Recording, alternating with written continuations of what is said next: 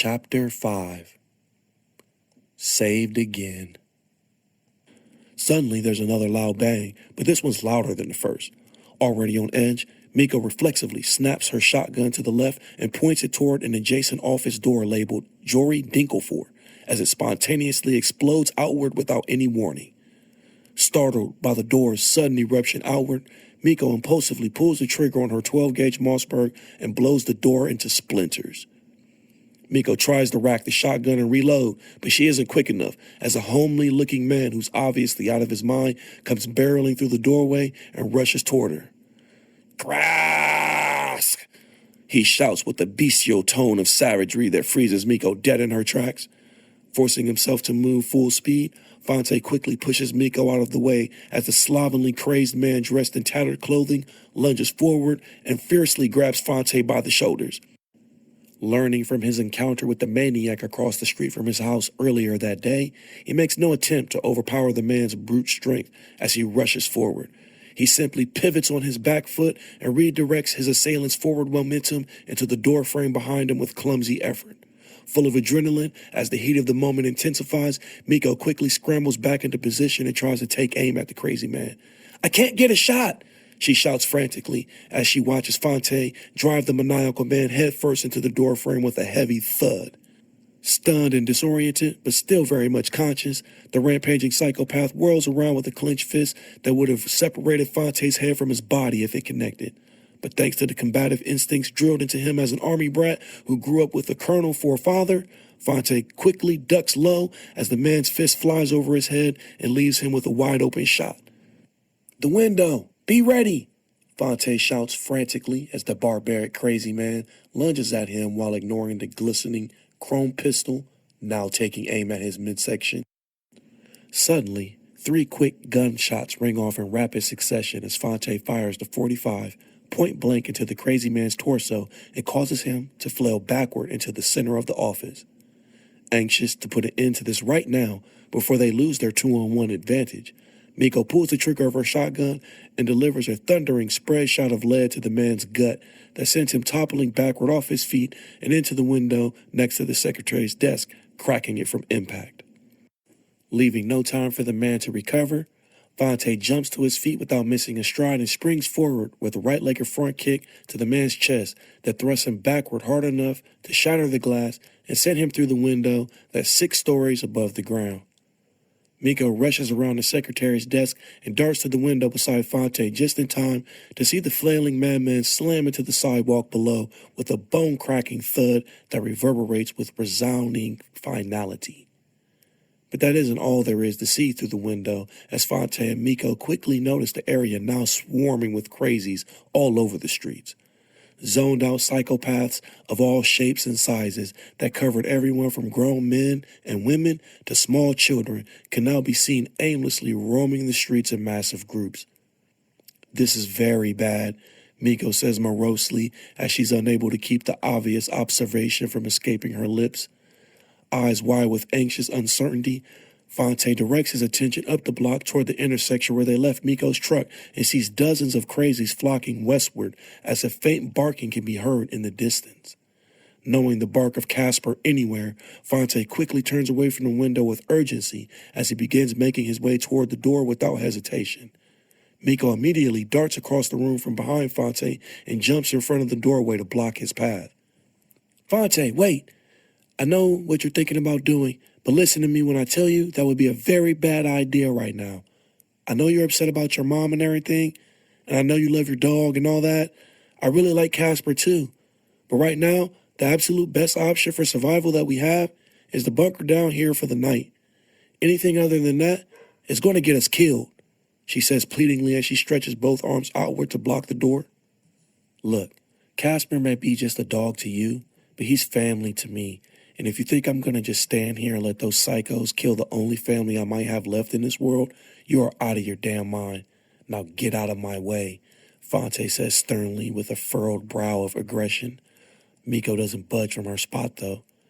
"Listen to me, Phonte. Going out there right now is suicide," she says with a fearful tone as she stands her ground despite Phonte looming over her. Phonte says nothing in response as he uses his right arm to forcefully push past Miko and out into the hallway where he begins to sprint back toward the staircase where they came up not too long ago. Exasperated, Miko quickly decides to follow Phonte down the corridor to the stairwell with hope that she can prevent him from getting himself killed by at least providing a little backup. No matter how much she found him irritating, she had to admit to herself that it was nice not to be alone anymore. Not only that, she knows she'd never forgive herself if she stood by and did nothing while someone that she might call a friend died risking his life to save someone when she could have helped. Together, they barrel down the staircase with Phonte in the lead as he hops down whole flights of stairs with his .45 pistol drawn in hand. Miko stays close behind him as she reloads her shotgun and keeps pace while descending to the ground floor. "Please tell me you at least have a plan," Miko shouts ahead to Phonte as they reach the second floor staircase. "Because if you don't, this is going to be the shortest rescue mission of all time." "Have I let you down yet?" Phonte shouts back over his shoulder with his trademark crooked smile as they finally reach the bottom floor. Pausing on two opposite sides of the door joining the stairwell to the lobby, Phonte and Miko survey the area through two small, rectangular windows and see at least half a dozen crazies in the lobby, destroying everything in sight. Phonte pauses for a moment and observes them with fascinated curiosity as each of the deranged, disheveled people demolish the lobby with blind rage that gives him goosebumps. "Yeah, this is bad. This is not good at all," Miko says without attempting to mask the nervous tone of fear in her voice as she looks at Phonte. "The only way we're going to get through them is if we shoot our way through them, and that's just the ones in the lobby. Also, let's not forget there's at least 30 more of them outside of this building right now that we don't have enough bullets to shoot our way through. Those are odds we just can't beat." Still observing the crazies through the window with curious interest, Phonte offers a small smirk in response as he quickly decides on a course of action. "I feel like odds are meant to be beaten, so consider that challenge accepted," he says with a nervous smile as he raises his pistol and prepares to burst into the lobby. "Wait, what are you doing?" Miko whispers loudly with her eyes wide from fear as Phonte begins pushing the door open. "Just follow my lead," is all Phonte says in response, before shoving the door to the lobby wide open and stepping through. Miko sighs with impatient annoyance, but keeps her shotgun raised and ready. She watches through the window as her foolhardy companion steps halfway out of the stairwell and into plain view of the lunatics, waving his free hand above his head.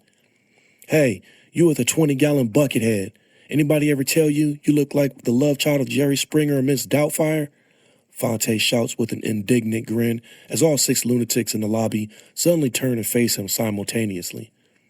For a moment, time seems to stand still as no one on either side of the door makes a move. Then without any warning whatsoever, all 6 of the crazies spring into action and dart for the stairwell with alarming speed. But Phonte is ready for him. Using the trained eye of someone who was forced to spend countless hours of his childhood at the shooting range with his father, Phonte raises his .45 caliber pistol with both hands and aims toward the massively enormous chandelier hanging from the lobby ceiling. Quickly, squeezing the trigger with rapid succession, Phonte sends 3 shots upward toward the base of the chandelier where it anchors itself to the ceiling for support.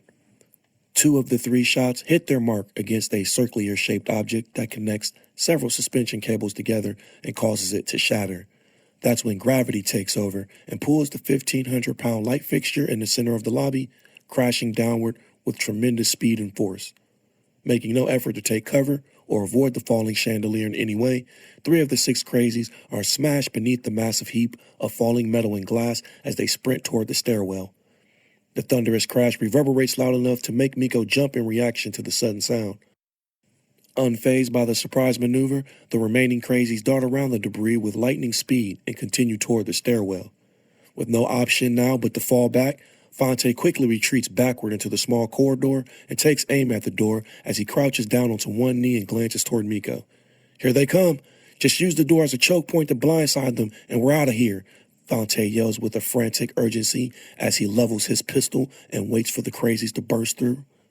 Just then, the first of the deranged trio barrels through the door snarling like a rabid animal and races toward Phonte with blinding speed. But by the time he takes one full stride into the corridor, Miko has already compressed the trigger on her Mossberg, and she blasts the barbaric buffoon off his feet with enough force to send him sailing into a wall directly across from her. Before the body has a chance to even hit the floor, a deranged woman flies through the double door closest to Miko and slams into the small girl with overwhelming force that pushes her backward into a wall. The third crazy busts in a second later, this one a diminutive man with an ashen face of rage that doesn't even look human, and he rushes at Phonte with almost imperceptible speed that his eyes can't believe. He pulls the trigger twice without even thinking and sends both bullets into his chest and stomach. The rabidly psychotic man takes both bullets but continues lunging forward and crashes into Phonte hard enough to send them both to the floor with a slovenly man splayed atop Phonte like participants of a wrestling match. To the right, Miko fights back against her assailant and delivers an unrestrained knee to the woman's crotch as hard as she can. Unfazed by the attack, the haggard woman reaches outward with both hands and grabs Miko by the neck as she raises her off the ground with a little effort. Skrasnatisk! The unkempt woman snarls through dirt spittle and hot breath.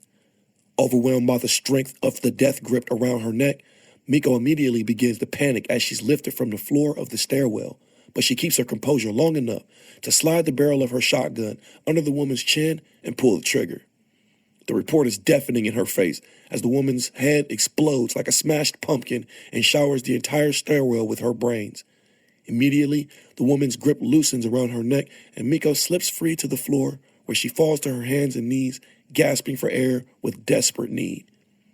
Across the stairwell, Phonte and the disheveled crazy man continue to struggle with each other on the floor, with Phonte quickly gaining the advantage as he uses his bigger mass to overpower the smaller man who's half his size on a good day.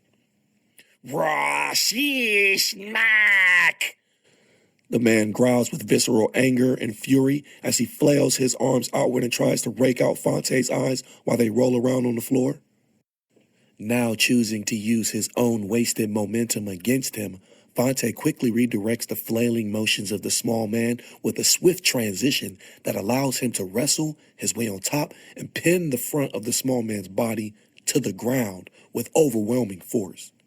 With the man now temporarily immobilized beneath his weight, Phonte quickly presses the barrel of his pistol to the man's head, then pulls the trigger with abrupt swiftness and sprays his face all over the tiled floor.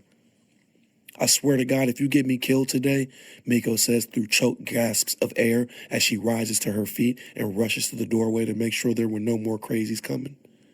Hopping to his feet and joining Miko back by the doorway, Phonte quickly checks his pistol and counts 8 bullets remaining in the magazine. I wouldn't dream of it, sweetheart. I still owe you for saving my ass earlier, Phonte says with his eyes still surveying the lobby as he makes sure his 2 additional magazines for the .45 were still fully loaded in his pockets. So what now? Miko asks impatiently as she pushes through the doorway with her shotgun raised and begins stalking toward the front door. Now comes the hard part, Phonte says as he too steps out of the stairwell and into the lobby toward the exit. Once they pass back through the annex and arrive back on the street, they quickly see at least 15 or so crazies running from the north and heading east toward their parked truck. Toward the north of the intersection, they can see another pack of crazies gathered together as they overturn cars, break windows, and even fight amongst themselves without any restraint. In the distance, both Phonte and Miko can hear loud barks of alarm as Casper frantically watches the crowd of lunatics barrel toward the truck with blinding speed. Jumping from one side of the truck cab to the other with frenzied ferocity, Casper shows no fear as he aggressively snarls at the first wave of crazies that slam into the front side of the truck and begin punching the glass clumsily. Unable to hide the worry from his face, Phonte steps into the street and begins heading eastward toward the swarm of crazies. "What the hell are you doing?" Miko says loudly behind him as he slips off into the cluttered roadway. "I'm going to find a way to distract these mindless monsters while you get to the truck," Phonte says as he pivots in mid-stride and turns to address Miko while still walking backward toward the east. "If you stick to the pathways that go between the buildings on the south side of the street, you should be able to stay out of sight long enough to flank the truck once I get them to chase after me instead.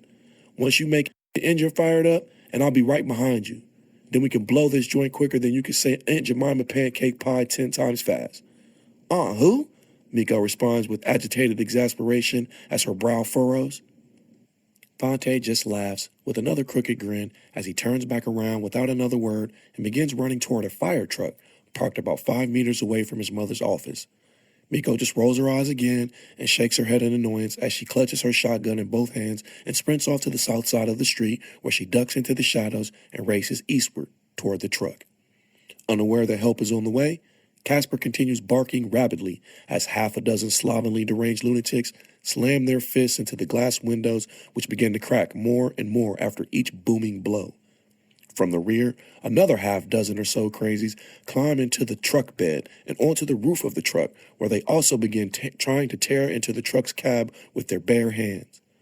Up the street, Phonte finally reaches the fire truck, pulls the door open, and climbs into the driver's side of the vehicle.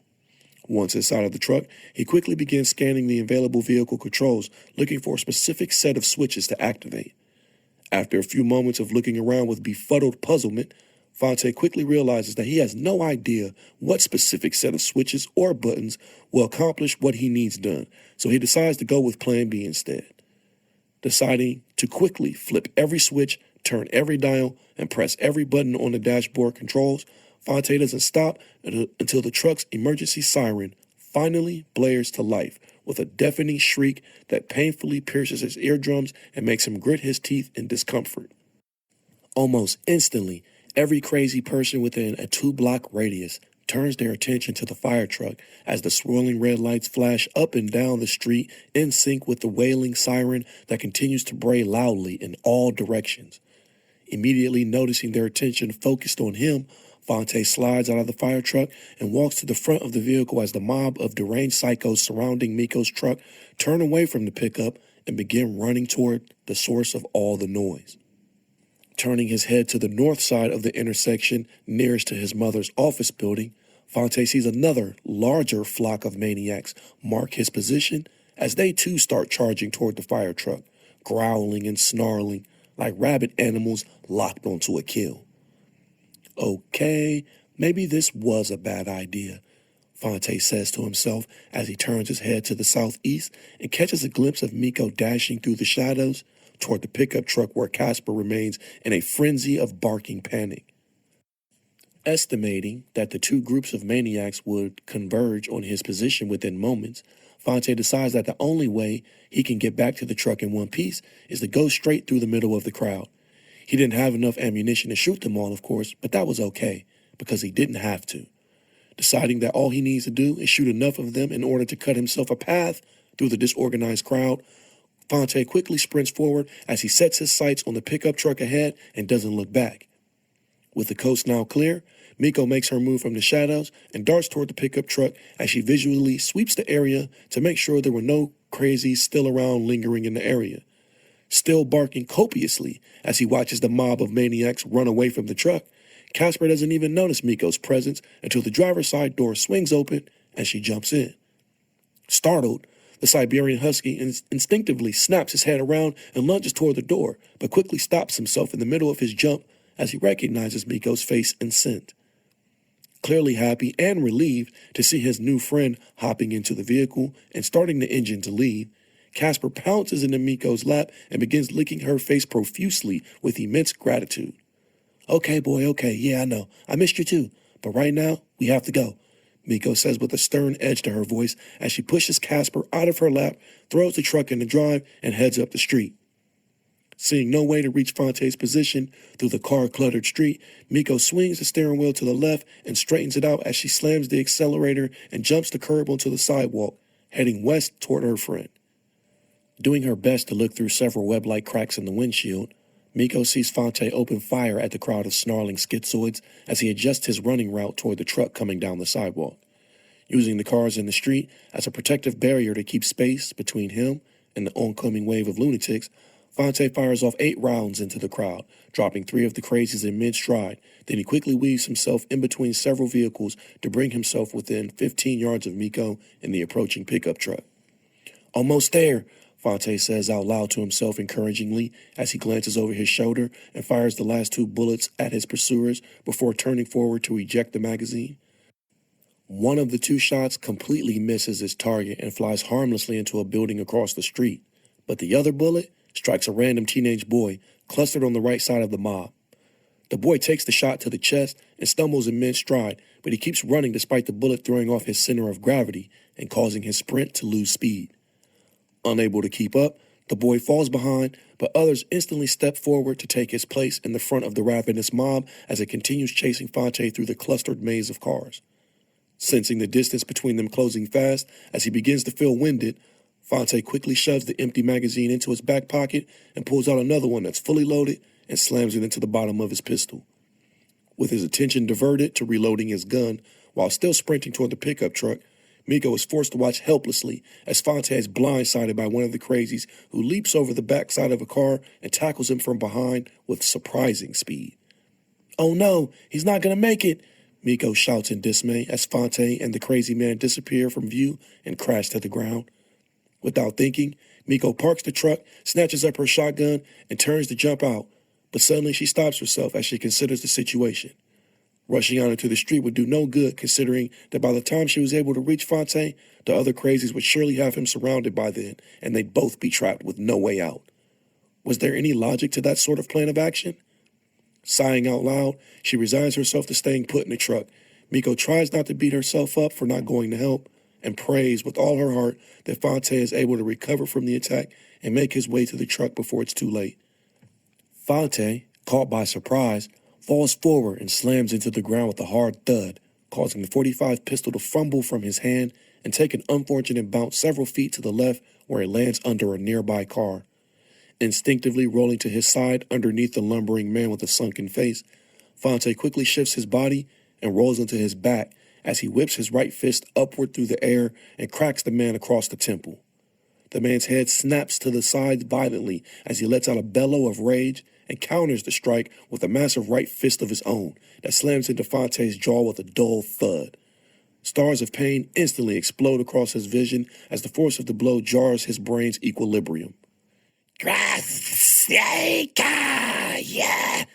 The man snarls with visceral anger as he begins raining more punches down on Phonte. Still seeing stars and unable to defend himself against the ground and pound assault of the sunken-faced maniac, Phonte lashes out desperately with both hands and grabs the man by his neck as he uses his right leg to flip him up over his body and into a nearby car with one smooth motion. The man crashes into the car with a loud thud and crumples to the ground upside down as Phonte jumps up just in time to see the rest of the mob coming down on him from all directions. Moving with the desperate speed of someone determined to survive at all costs, Phonte quickly dives away from the incoming assailants and rolls under the car where his pistol lay.